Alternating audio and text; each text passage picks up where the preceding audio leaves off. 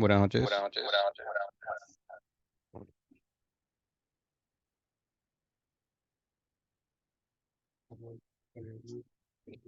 noches.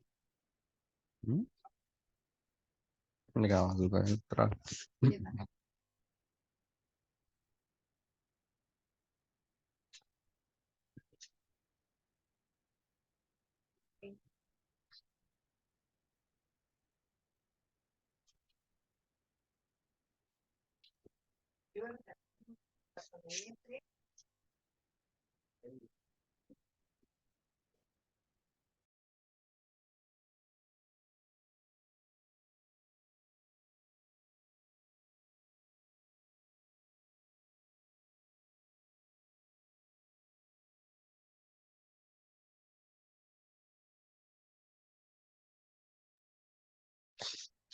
Bueno, buenas noches. Somos estudiantes de primeros auxilios, sección 1200, a cargo del profesor Edwin Silva.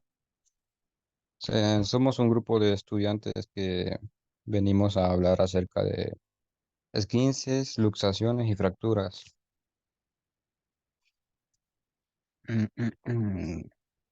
Nuestra intención no es venir a leer una diapositiva, sino brindarles algo, información acerca de los esguinces, luxaciones y fracturas.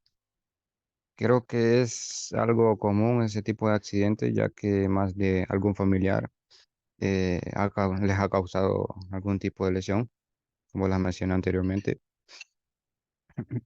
Bueno, mi nombre es Alex García y a mí me toca hablar sobre los esguinces. Conceptualmente, un esguince es un estiramiento o desgarro de los ligamentos, las bandas resistentes de tejido fibroso que conectan dos huesos en las articulaciones. Bueno, como les decía, estiramiento del desgarro de los ligamentos, y los ligamentos son unas bandas resistentes de tejido fibroso. Eh, ¿Puede avanzar la diapositiva, por favor?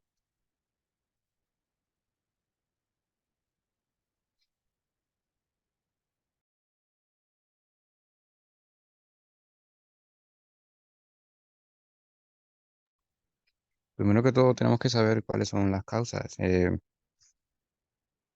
Se pueden observar en la diapositiva que no solo existe esguince en el tobillo, que es lo más habitual, sino que también en la rodilla, muñeca y pulgar.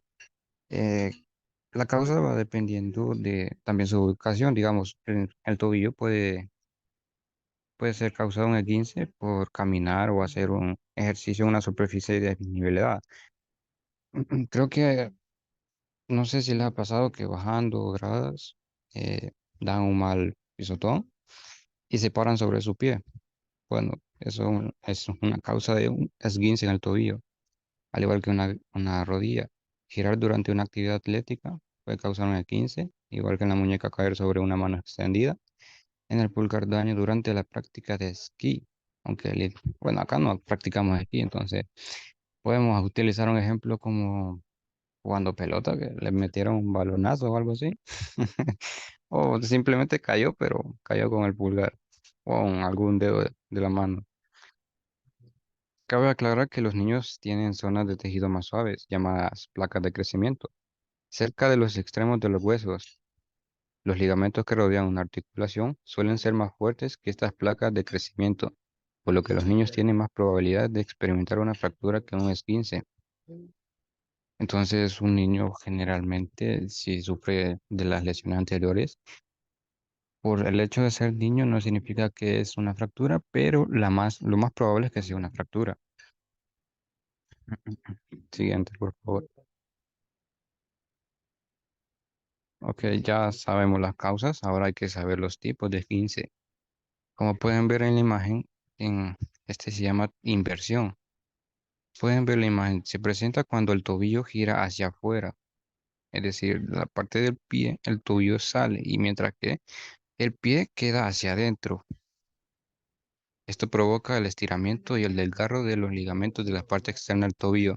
Pueden ver en la imagen, la izquierda es el pie, así queda por fuera, pero por dentro simplemente hay un desgarro, pues el ligamento no se rompe, pero sufre una lesión. Siguiente, por favor. Eversión es lo contrario a la inversión. El tobillo gira hacia adentro y el pie hacia afuera. Mientras que en este tipo de esguince eh, se dañan los ligamentos de la parte interna del tobillo. O sea, si se fijan en la parte donde sufre el doblón o el esguince, ahí hay un ligamento y ese ligamento sufre desgarro y esta vez es más o menos, se va rompiendo. En inversión solo es como un estirón, se podría decir, mientras que en eversión ya se hay un más o menos desgarro del ligamento. Siguiente. Bueno, esguince alto, en la parte alta del tobillo, como dice su nombre. Puede suceder cuando el pie es forzado, bueno, cuando el pie es forzado a girar hacia afuera, alejándose del otro pie, o cuando se le apoya algo en el pie, es decir, digamos que tiene una mochila en el pie o algo pesado y su cuerpo se gira hacia el lado contrario de su pie. Eso le provoca un esguince alto.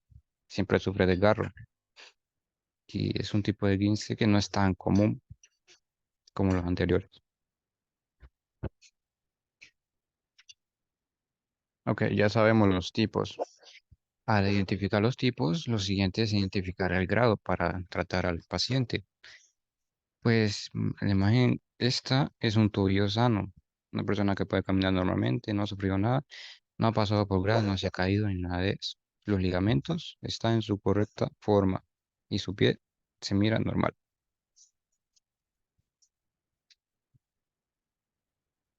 Ok, este es un tipo de esguince, perdón, de primer grado. En este solo se encuentran los ligamentos estirados. Es decir, que digamos una persona se dobló el pie, pero no sufre desgarre de los ligamentos. Pueden ver que entre un hueso, que creo que si no me equivoco es el tobillo, y los tarsos o los huesos del pie, hay algo que es como elástico. Esos son los ligamentos. Entonces, para identificar anatómicamente un grado de 15, viendo los ligamentos, se puede saber qué grado es. Es decir, el 15 tipo uno solamente están estirados los ligamentos. Pueden ver la imagen. Ya cuando tienen un paciente, el pie se muestra ligeramente doblado. Pero que diferencia esto del siguiente es que los dedos del pie, contando el pulgar, se muestran como rectos, se podría decir. Eso indica que la persona puede realizar movimientos sin dificultad. Entonces es de primer grado. También duele. Y hay inflamación. Claro. Siguiente. Ok. Como les decía, existe otro grado, es el segundo grado. Son 3 grados. Y este es el segundo grado. Si se fijan, es similar al anterior. Solo que en la imagen externa del pie se puede observar que el pie está más doblado que el anterior, así como los dedos. Si se fijan, el pulgar siempre va a estar recto, pero los demás van a estar como cuando cierran el puño, así va a estar ese pie. Entonces, eso indica que la persona no puede mover mucho los dedos, a causa de la ruptura de los ligamentos, pero es parcial. Son ligeramente rotos los ligamentos, pueden ver la imagen de la derecha. No es total. Entonces, esto diferencia del segundo y del tercero. El dolor es más intenso que el primer grado y los movimientos se limitan bastante. En el primer grado usted puede, digamos, si es el pie, puede moverlo hacia adelante y hacia atrás. No importa qué tipo de guince haya realizado, lo puede mover con dificultad, claro. En el segundo puede hacerlo, pero con mayor dificultad. Son diferencias. Siguiente, por favor. Ya el tercer grado, que es el último. Los ligamentos completamente desgarrados. Pueden ver en la imagen de la derecha, ese elástico que mantenía los huesos unidos ya no se encuentra junto, ya no se encuentran pegados. Es decir, que están como flotando ese pie, básicamente. Pueden ver en la imagen del pie de manera exterior. pie literalmente se mira que parece de hule. Eso nos indica que es de tercer grado, entonces el ligamento se estira, se rompe y pierde contacto con alguno de los huesos donde se insertaba. Claro que el dolor es peor y posiblemente la persona no pueda realizar movimientos como lo podría hacer en el segundo grado y en el primer grado.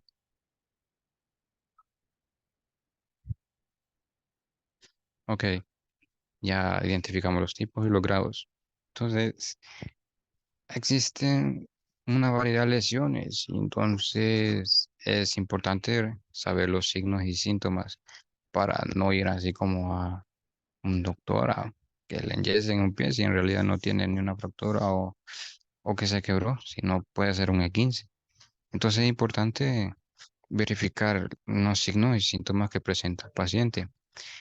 Entre los que puedo mencionar de manera general, puede ser dolor, que el paciente menos lo palpa, le duele, hinchazón, se le puede notar, hematomas, que es cuando aparecen moretones, capacidad limitada para mover la articulación afectada, pues claro que va a ser incapaz de moverlo, pero hasta cierto grado, según su grado de esguince. Y cuando se escucha o se siente un pop en la articulación,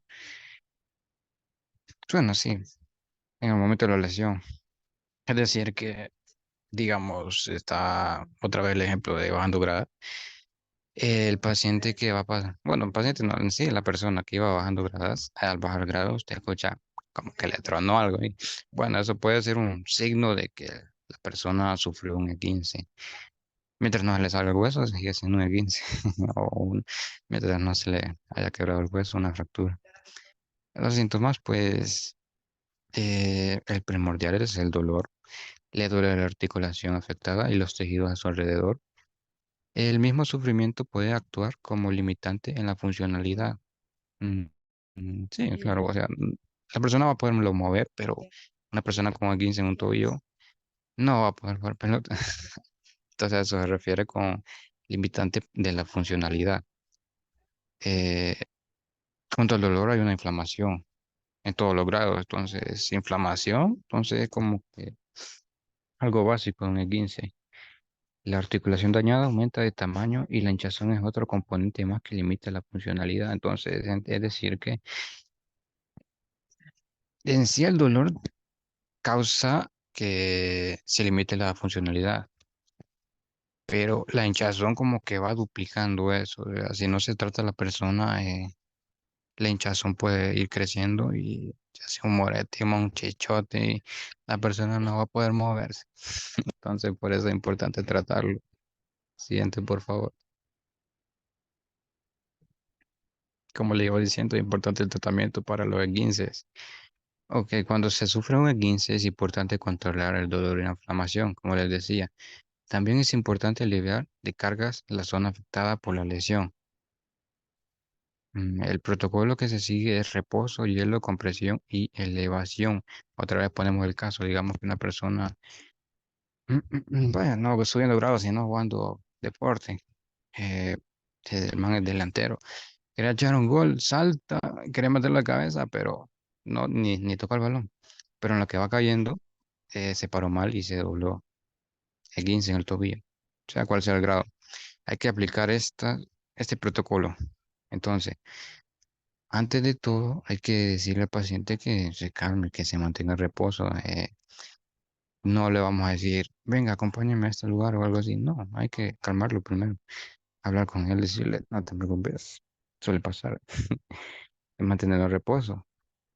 Pues el segundo paso del protocolo se aplica hielo o similar, como en una cancha, rara vez a hielo.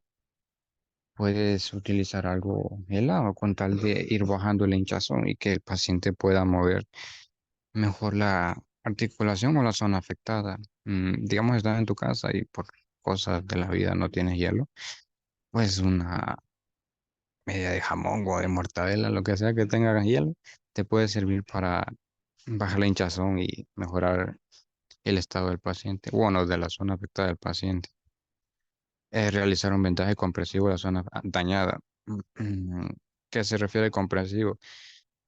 que al realizar un vendaje se debe realizar de buena manera, o sea, no solo ponerlo así como suéter, solo para taparlo, porque no es una herida, es un esguince. Entonces, el vendaje se tiene que realizar de tal manera que se aplique una cierta presión sobre la zona afectada, pero no tanto. Vuelvo a poner el ejemplo del tobillo.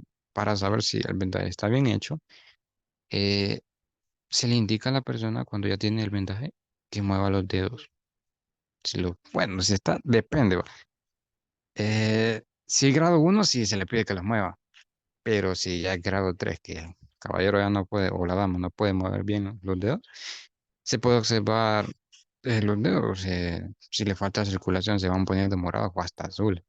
Ahí indica que está mal, pues. Entonces, habrá que quitarle y volverlo a poner. El paciente le dirá cuando está bien. Y la parte 4 del protocolo es el lavar la parte del cuerpo afectado para favorecer el drenaje edematoso. Es decir, que una persona cuando sufre un esguince, la sangre no circula de manera usual de como lo sería cuando no tiene el esguince. Entonces es necesario cuando una persona, bueno, en el caso otra vez de tobillo, vaya, o una muñeca, le digo,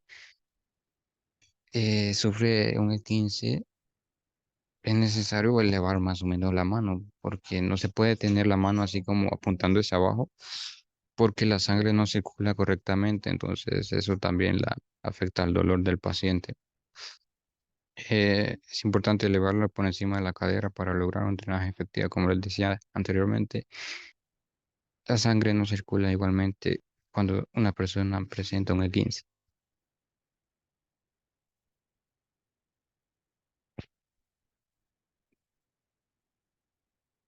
Como les decía antes, sí hay un montón de tipos de lesiones y la que mencioné ahorita es un esguince, o sea, no todos contamos con tanto dinero, me incluyo, así que por cada vez que nos hacemos un esguince, no vamos al médico de un solo, o sea, me doblé, voy al médico. No, creo que hay que tomar algo en consideración y es que se puede tratar, como les decía, si no hay hielo, si hay otras cosas. Vendaje no necesariamente del más caro, puedes utilizar una camisa, incluso un calcetín, una faja. Los esguinces leves se pueden tratar en casa, como les decía. Sin embargo, las lesiones que causan esguinces también pueden producir lesiones graves como fracturas. Eh, pues lo recomendable para asistir a un médico es lo siguiente. Bueno, si el paciente presenta lo siguiente, no te puedes mover ni soportar peso sobre la articulación afectada, sería como un esguince grado 3. Ahí sí debes consultar médico porque ya básicamente ya no siente articulación o esa parte. Experimenta dolor directamente sobre los huesos de una articulación lesionada. Es decir, ya no es una articulación, ya no es un ligamento lo que está afectado, sino un hueso. Y ya cuando un hueso ya no estamos hablando de esguince, sino fractura o que se quebró. Experimentas adormecimiento en cualquier parte de la zona lesionada. Es decir, si yo me torcí el tobillo, pues lo normal es que me duele el tobillo, ¿no?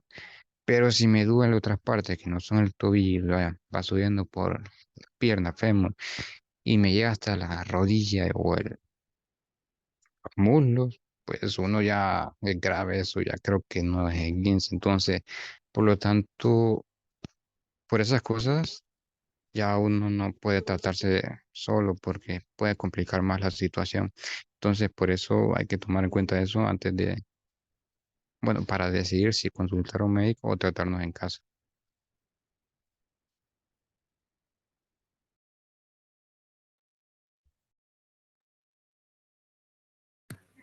Ah, bueno, yo les voy a hablar sobre las luxaciones. Bueno, una luxación o dislocación es la separación de dos extremos de los huesos en el lugar donde se encuentra una articulación. Una articulación luxada es una articulación donde los huesos ya no están en su posición normal. Esta se produce cuando se fuerza demasiado un ligamento. pudiendo ser por una por una caída o un golpe, y algunas veces una consecuencia de practicar deporte de contacto. Se pueden producir también dislocaciones en los tobillos, las rodillas, los hombros, las caderas, los codos y la mandíbula. También pueden dislocarse las articulaciones de los dedos, entre otros miembros del cuerpo. Siguiente. Las subluxaciones. Bueno, las subluxaciones, bueno, podríamos definir la luxación en sí, que es como la pérdida total de contacto entre las articulaciones, mientras que la subluxación sería como una pérdida parcial, podríamos decir, del contacto entre las articulaciones. Luego están las luxaciones, que estas son relacionadas con lo que podría ser la fractura, ¿verdad? De ciertos huesos, por eso se llaman complejas, ya que estas necesitan ser tratadas incluso hasta con cirugías. Las luxaciones simples. Las luxaciones simples estas no se ven afectadas, ¿verdad? Por lo que es la fractura, y generalmente pueden tomar entre 3 a 4 semanas de reposo para poderse curar. Las luxaciones abiertas, estas son cuando en la zona donde hubo la luxación o dislocación, eh, hay una herida al lado. Bueno, en la misma zona o cerca de esa zona hay una herida, y están como expuestas, ¿verdad?, a agentes contaminantes. Mientras que las luxaciones cerradas son aquellas como pues lo contrario, no están expuestas y no tienen ningún tipo, podríamos decir, así como de algún rasguño, que tienen la piel abierta y así.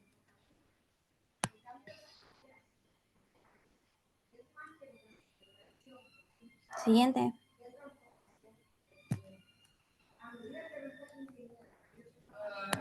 Siguiente. Ok, signos. Se puede observar la zona hinchada y amoratada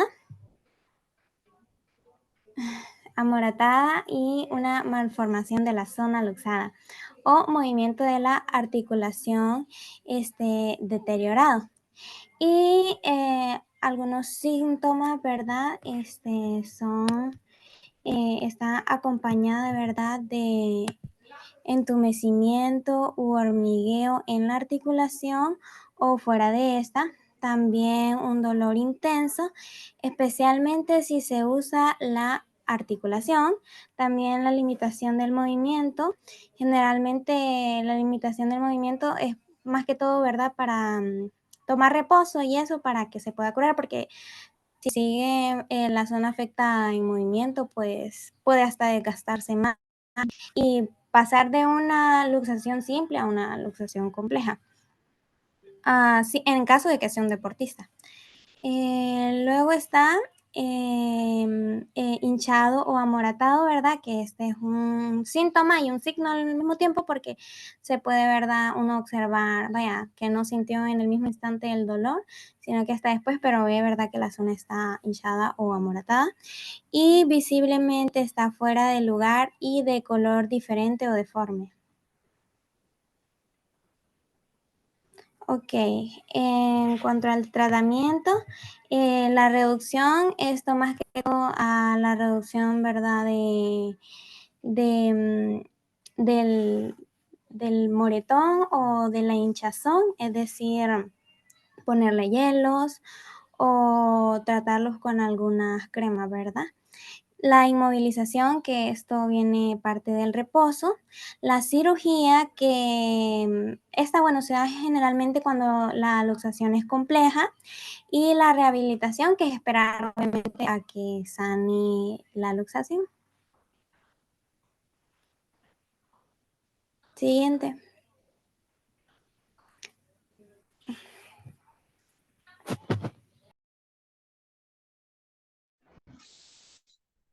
Buenas noches, mi nombre es Chelsea y yo le voy a hablar sobre lo que son las fracturas. Las fracturas son la ruptura total o parcial de un hueso por diversas causas. Lo más común es que se deba a un accidente, una caída fuerte o una lesión deportiva. La fractura provoca un dolor intenso y dependiendo de la gravedad puede necesitar cirugía para recomponer el hueso. Sabiendo ya lo que es una fractura, podemos pasar a lo que son los tipos de fracturas. Estas se pueden identificar por el daño establecido en el hueso. Siguiente.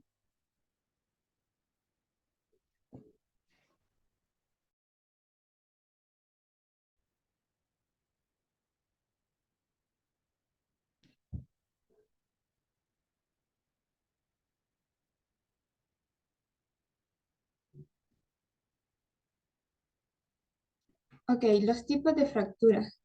Entre estos tenemos la fractura en tallo verde, fractura simple, fractura abierta, fractura cerrada y fractura comminuta.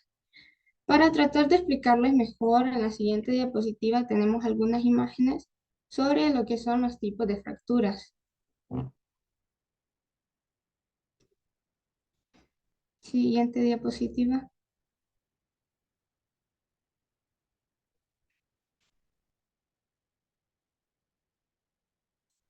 Ok, para empezar tenemos lo que es la fractura en tallo verde.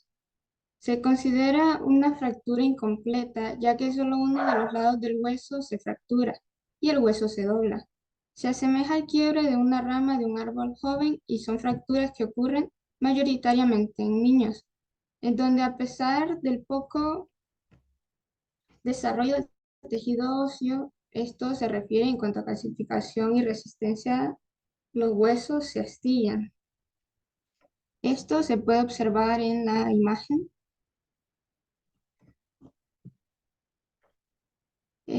La siguiente fractura es la fractura simple, que como su nombre indica, solo implica una línea de fractura, por lo que el hueso se quiebra solo por una parte, generando dos fragmentos.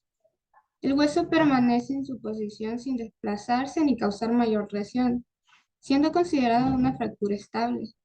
Generalmente es provocada por un golpe directo al hueso. Entran en este grupo las fracturas transversales, las fracturas lineales y las fracturas oblicuas, que como pueden ver en la imagen, estas se diferencian por el ángulo y la posición que ocupan respecto al eje del hueso. La siguiente es la fractura comminuta.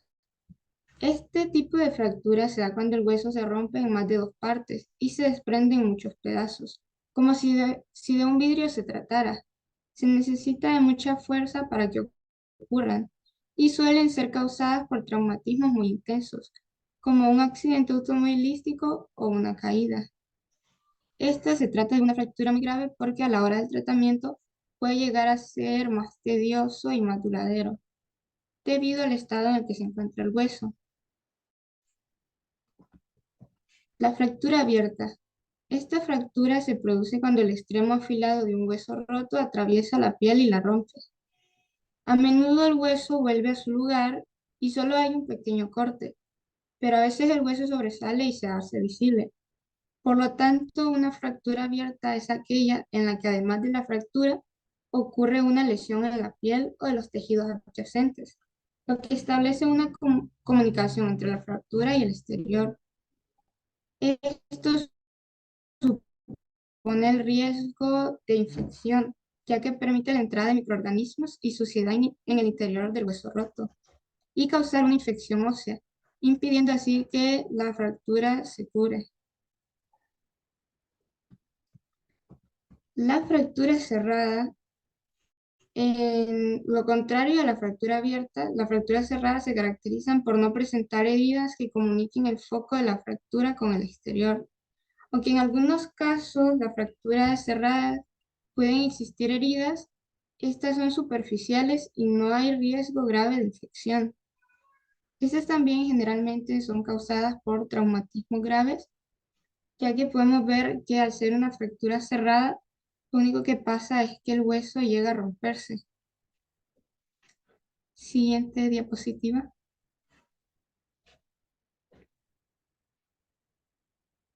Ok, ahora los síntomas o signos de una fractura. Entre estos tenemos la deformación de la zona. Esto se presenta en mayor caso en las fracturas cerradas, hinchazón, hematoma o sangrado en la zona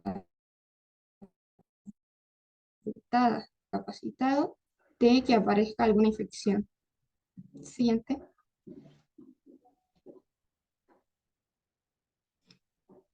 Y por último tenemos lo que es el tratamiento de una fractura. Hay que tener en cuenta que para el tratamiento de una fractura va a depender mucho del grado de gravedad de esta. Y dependiendo precisamente del grado, tenemos lo primero que es la inmovilización con una férula, son las fracturas más simples, la reducción abierta y fijación interna, y la cirugía para reparar la fractura. Esta es utilizada mayormente en fracturas de mayor gravedad. Y eso sería todo. Espero que les haya gustado. Gracias por su atención.